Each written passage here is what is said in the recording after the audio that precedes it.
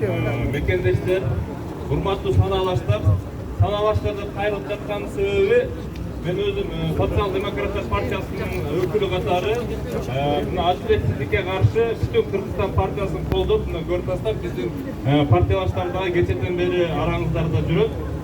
Бул менен мен эмнени айткым келип атат? Мен тааныгандар айтып коеюн, мен мурдагы Кореядагы элчи,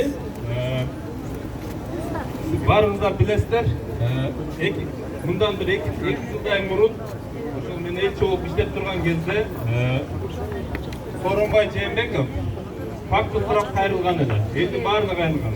Кимдер коррупцияны көрсө айткылачы, атын айт, затын айт десе, мен дагы ишенчек болуп, анан коррупциянын атын, затын айта коюп, анан кийин балея калдым да куугунтукка калып, акыры жумуштан кетпөөгө аргасыз болдум. Аны сиздер билет болушуңуздар керек. Ошондо мен өзүм жооптор менен сездим, бизде өнүгүү жакын арада болушу мүмкүн эмес экенин. Жанагы сураган фактылар бул жөн эле сөз экенин, сөз менен иш айкалышпай жатканын өзүм күбө болгондон кийин, ошондон бери мен оппозицияга өзүм кызматта турсам дагы оппозицияга өтүп, анан арызымды жазып кызматтан кеткенмин.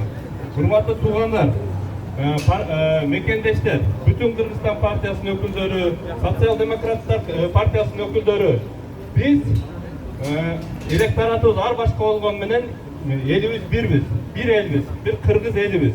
Ошондуктан биздин партия кайсы партияга тиешелүү болбойду, адилетсиздик, акыйкатсыздык болуп жаткан жерде баарыбыз бирге болушубуз керек.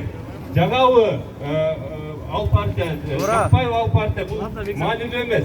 Маанилүү бул адилеттүүлүк. Адилеттүүлүк баарыбызга керек. Билесиңер, эгер кошунанын үйүндө, кошунабызда